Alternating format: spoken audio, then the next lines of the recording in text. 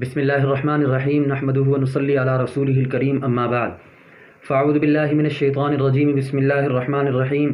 الحمد للہ رب العالمین الرحمن الرحیم مالک یوم الدین الی آخرہ۔ معزز ناظرین کرام، آپ حضرات کو جیسا کہ اطلاع دی گئی تھی کہ 30 دن 30 پاروں کی تفسیر آپ حضرات کے سامنے مختصر انداز میں پیش کی جائے گی، اس لیے آج آپ کے سامنے پہلے پارے کی تفسیر پیش کی جاتی ہے۔ قرآن کریم کی پہلی صورت ہے سورہ فاتحہ، سورۃ الفاتحہ۔ یہ مکی صورت ہے، اس کے اندر 7 آیتیں ہیں اور 25 حروف ہیں اور 25 الفاظ ہیں اور 123 حروف ہیں اور ایک رکوع ہے۔ یہ اس کی جو تعدادی اعتبار سے جو لوگوں نے گنتیاں نکالی ہیں وہ آپ حضرات کے سامنے پیش کر دیا۔ سورۃ الفاتحہ کے کئی نام ہیں، تقریباً 22-23 نام گنائے گئے ہیں، مفسرین نے 22-23 نام گنائے ہیں۔ مشہور نام ہے سورۃ الفاتحہ، ایک نام ہے ام الکتاب بھی کہا جاتا ہے اور ایک نام ہے سبع مثانی۔ فاتحہ اس لیے کہا جاتا ہے کیونکہ قرآن کریم کی ابتدا اور قرآن کریم کی شروعات اور قرآن کریم کو جو کھولا جاتا ہے وہ یہیں سے کھولا جاتا ہے، یہیں سے شروعات ہوتی ہے اس کی، اس وجہ سے اس کو سورۃ الفاتحہ کہا جاتا ہے۔ ام الکتاب اس لیے کہا جاتا ہے کہ پورے قرآن کا نچوڑ سورہ فاتحہ کے اندر ہے، پورے قرآن کا نچوڑ اس کے اندر ہے۔ سبع مثانی اس لیے کہا جاتا ہے، بہت ساری وجہ تسمیہ لوگوں نے بیان فرمائی۔ ایک تو اس لیے کہ اس کے اندر 7 آیتیں ہیں، اس لیے اس کو سبع مثانی کہا جاتا ہے۔ اب میں آپ کے سامنے قرآن کریم کی اس صورت کی مختصر انداز میں 6 نقطے ہیں جو اس کے اندر مفسرین نے خاص طور سے بیان فرمایا، وہ آپ حضرات کے سامنے نقل کیے دیتا ہوں۔ اللہ رب العزت نے اس کے اندر توحید کو بیان فرمایا، نبوت کو بیان فرمایا ہے، قیامت کے دن جزا اور سزا اللہ رب العزت دیں گے اس کو بیان فرمایا ہے، دین کو خالص اللہ کے لیے کرنا ہے اس کو بیان فرمایا ہے۔ تو میں آپ کے سامنے سب سے پہلی چیز توحید کو آپ کے سامنے واضح کرتا ہوں۔ اللہ نے قرآن کریم کی اس صورت کے اندر توحید کی تینوں قسمیں، توحید ربوبیت، توحید الوہیت اور توحید اسماء و صفات، تینوں چیزوں کو اللہ رب العزت نے اس صورت میں بیان فرمایا۔ توحید ربوبیت کا مطلب یہ ہے کہ صرف ہمیں اللہ ہی کو رب ماننا ہے اور کسی کو اپنا معبود، اپنا رب، اپنا مالک کسی کو نہیں تسلیم کرنا ہے، صرف اللہ ہی کو سب کچھ تسلیم کرنا ہے۔ یہ توحید ربوبیت ہے اور اس کو اللہ رب العزت نے الحمدللہ رب العالمین میں جو رب العالمین ہے اس کے اندر بیان فرما دیا۔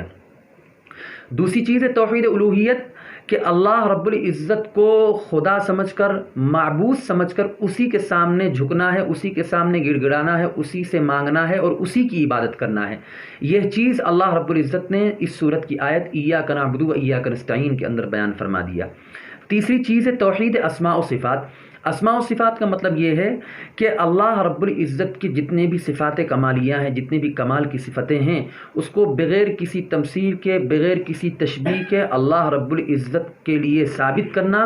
اور ان صفات کو ثابت کرنا جو اللہ نے خود بیان فرمائی ہیں اور اللہ کے رسول صلی اللہ علیہ وسلم نے بیان فرمائی ہیں، ان تمام صفات کو اللہ رب العزت کی تمام صفات کو بیان کرنا اور اس کو ثابت کرنا، یہ توحید اسماء و صفات ہوتی ہے۔ اور یہ بات اللہ رب العزت نے جہاں سے یہ سورہ شروع ہوتی الحمدللہ رب العالمین کے الحمد سے اللہ رب العزت نے یہ بات بیان فرما دی۔ چوتھی چیز ہے اللہ رب العزت کے اندر اس صورت کے اندر نبوت کو بھی بیان فرمایا ہے۔ اللہ فرماتا ہے اہدنا الصراط المستقیم۔ اب صراط مستقیم کی ہدایت، صراط مستقیم کی طرف رہنمائی اس وقت ہوگی جب کوئی صراط مستقیم، صحیح راستہ اور مستقیم راستہ اور سیدھا راستہ بتانے والا بھی ہو، اور ظاہر سے بات ہے صراط مستقیم ہمیں انبیاء کرام علیہ الصلاۃ والسلام ہی بیان فرمائیں گے اور کوئی بتائے گا نہیں، نہ کوئی بیان کرے گا۔ تو ظاہر سی بات ہے کہ صراط مستقیم کے لیے نبی کی ضرورت پڑے گی، اور نبی جب آئے گا تو ظاہر سی بات ہے اس کو نبوت بھی دی جائے گی، رسالت بھی دی جائے گی۔ اللہ رب العزت نے اس آیت کے اندر اہدنا الصراط المستقیم کے اندر نبوت اور رسالت کو بیان فرمایا۔ پھر پانچویں چیز اللہ رب العزت نے بیان فرمائی کہ قیامت کے دن جب اللہ رب العزت کے سامنے حاضری ہوگی تو اس دن جزا اور سزا کا جو اللہ رب العزت نے وعدہ فرمایا ہے وہ بھی اللہ رب العزت اس کو پورا فرمائیں گے، اور جو اچھا کام کرے گا اس کو جزا دیں گے اور جو گناہ کرے گا اللہ رب العزت اس کو سزا بھی دیں گے۔ اور یہ بات اللہ رب العزت نے مالک یوم الدین کے اندر اللہ رب العزت نے ارشاد فرمائی ہے۔ چھٹی چیز ہے اللہ رب العزت فرماتے ہیں کہ دین کا کوئی بھی معاملہ ہو، چاہے وہ ایمان لانا ہو، چاہے وہ کسی عبادت इसी इबादत को करना हो, चाहे कोई मामला हो, चाहे कोई माशरत हो, चाहे अखलाक के कबील से हो, चाहे खाने पीने के कबील से हो, दीन का कोई भी काम करना है वो काम हमें सिर्फ़ अल्लाह रब्बुल इज़्ज़त के लिए करना है, अल्लाह की रज़ा के लिए करना है, खालिस अल्लाह रब्बुल इज़्ज़त के लिए करना है। ये बात अल्लाह रब्बुल इज़्ज़त ने इय्याका नअबुदु व इय्याका नस्तईन के अंदर बयान फरमा दी कि हम तेरी ही इबादत करते हैं, तुझी से मदद मांगते हैं और तेरे लिए ही सब कुछ करते हैं। ज़ाहिर सी बात है कि जब हम इबादत करेंगे तो चाहे खाएं, चाहे पिएं, चाहे किसी से मामला करें, चाहे नमाज़ पढ़ें, चाहे रोज़ा रखें, चाहे ज़कात अदा करें, ये इबादत ही है सारी चीज़ें। अब इबादत अगर हम दिखलावे के लिए करें, रियाकारी के लिए करें, तो ये अल्लाह रब्बुल इज़्ज़त को पसंद नहीं आती है। तो ये चीज़, ये इस सूरत का खुलासा हो गया। अब दूसरी सूरत है सूरह बकरा, उसका भी खुलासा आप हज़रात के सामने नकल कर देते हैं। सूरह बकरा ये मदनी सूरत है। इसके अंदर तकरीबन 286 आयतें हैं और 25,500 हरूफ हैं और 6,121 अल्फाज हैं और 40 रुकू हैं इस सूरत के अंदर। इसको बकरा इसलिए कहा जाता है कि बकरा के माने गाय के आते हैं और इस सूरत के अंदर गाय का ज़िक्र है, इस वजह से इसको सूरह बकरा कहा जाता है। इस सूरत की बुनियादी चीज़ें हैं वो आपके सामने नकल कर देता हूँ। पहली चीज़ तो अल्लाह रब्बुल इज़्ज़त ने फरमाया ज़ालिकल किताबु ला रैब फ़ीह हुदल लिल मुत्तक़ीन, कि ये किताब बड़ी मुक़द्दस किताब है, इसमें कोई शक व शुबा की गुंजाइश नहीं है और ये अल्लाह का कलाम है, इसके अंदर कोई शक व शुबा नहीं है। और इसकी ये किताब मुत्तक़ीन और परहेज़गारों के लिए, मुसलमानों के लिए, अल्लाह वालों के लिए हिदायत का ज़रिया और नजात का ज़रिया है। फिर अल्लाह रब्बुल इज़्ज़त ने यहाँ आगे इस सूरत के अंदर इंसानों की 3 किस्मों को बयान फरमाया। पहली किस्म मोमिन है, दूसरी किस्म काफिर है और तीसरी किस्म मुनाफिक है। इन 3 किस्मों को बयान फरमाया और फिर तीनों की खुसूसियात को भी अल्लाह रब्बुल इज़्ज़त ने बयान फरमाया। मोमिन की खुसूसियात को क्या फरमाया? अल्लज़ीना युमिनून बिल गैब, कि वो मोमिन की खुसूसियात ये है कि वो गैब पर ईमान रखता है। जन्नत गैब है, दोज़ख भी गैब है, अल्लाह रब्बुल इज़्ज़त को हमने कभी नहीं देखा, हुजूर को भी हमने नहीं देखा, फिर भी हम उनको अपना नबी मानते, अल्लाह को अपना माबूद और अपना खालिक हकीकी मानते हैं और जन्नत को भी मानते हैं। ये सारी चीज़ें गैब के कबील से, लेकिन उसके बावजूद हम अल्लाह को मानते हैं और अल्लाह रब्बुल इज़्ज़त को अपना माबूद समझते हैं। तो अल्लाह फरमाते हैं कि ईमान बिल गैब पहली चीज़। फिर दूसरी चीज़ अल्लाह ने फरमाया व युक़ीमून अस्सलाह, इक़ामत सलाह, नमाज को कायम करते हैं। ये मोमिन की खुसूसियात बयान फरमाया। तीसरी चीज़ फरमाया मिम्मा रज़क़नाहुम युनफ़िक़ून, इन्फ़ाक़ फ़ी सबीलिल्लाह, अल्लाह के रास्ते में खर्च करते हैं, गरीबों को देते हैं, गरीबों की देखभाल करते हैं, उनको खाना खिलाते हैं। जैसे कि आजकल का जो माहौल चल रहा है इसमें गरीबों को खाना खिलाना, गरीबों की मदद करना, गरीबों के लिए खर्च करना, अल्लाह रब्बुल इज़्ज़त इसका बड़ा सवाब देगा। फिर अल्लाह रब्बुल इज़्ज़त ने फरमाया वल्लज़ीना युमिनून बिमा उन्ज़िला इलैका वमा उन्ज़िला मिन क़ब्लिक, कि ईमान बिल कुतुब, जितनी भी किताबें आसमान से नाजिल हुई हैं और जिन अंबिया किराम अलैहिमुस्सलातु वस्सलाम पर नाजिल हुई हैं, उन किताबों पर हम ईमान लाते हैं, उन किताबों को अल्लाह की किताब मानते हैं। ये मोमिन की खुसूसियात अल्लाह रब्बुल इज़्ज़त ने बयान फरमाई। उसके बाद अल्लाह रब्बुल इज़्ज़त ने 5वीं खुसूसियत मोमिन की बयान फरमाई, व बिल आखिरति हुम यूक़िनून, कि मोमिन वो होता है जो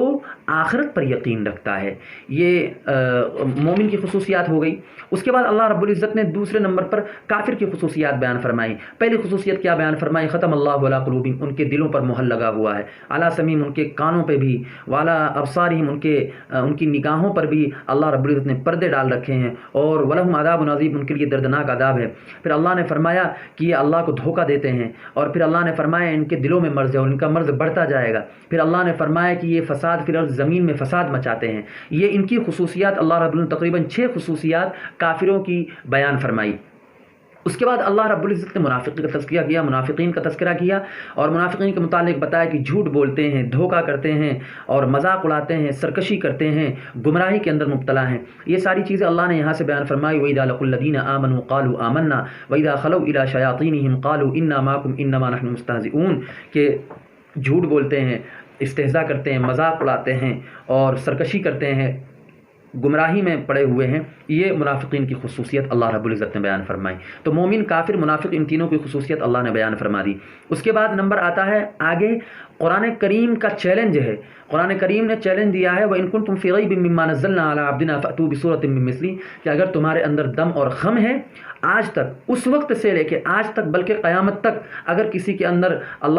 अंदर जुरत है तो वो कुरान करीम उसको चैलेंज करता है कि तुम एक सूरत جو قرآن کریم کی ایک صورت لا کر پیش کر دو، اس جیسی کوئی صورت لا کر بنا کر پیش کر دو اور لکھ کر لے کر آ جاؤ، چاہے جیسے لے کر آؤ، اس جیسی صورت لے کر آ جاؤ، اور یہ قرآن کریم کا چیلنج اس وقت سے لے کر قیامت تک باقی رہے گا اور اس کو کبھی بھی کوئی مکمل نہیں کر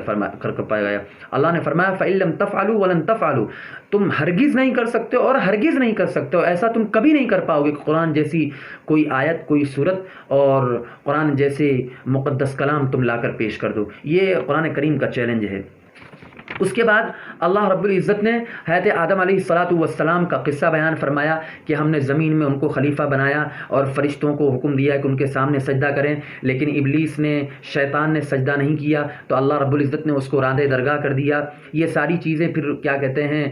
کیا کیا چیزیں ان کو تعلیم دی، بہت ساری چیزیں اللہ رب العزت نے حضرت آدم علیہ السلام کو سکھائی، یہ پورا تذکرہ ہے۔ اس کے بعد بنی اسرائیل کا تذکرہ ہے، بنی اسرائیل کے اوپر اللہ رب العزت نے جو انعامات، جو اکرام اور جو ساری چیزیں ان کو دی تھیں وہ ساری چیزیں بیان فرمائی کہ ان کے اوپر من و سلوہ اللہ رب العزت نے نازل فرمایا، اور ان کو ساری چیزیں جو ضروریات تھی کھانے پینے کی، وہ ساری کی ساری چیزیں ان کو اللہ رب العزت نے دی، لیکن اس کے باوجود انہوں نے نافرمانی کی، اللہ کی نافرمانی کی، اللہ کے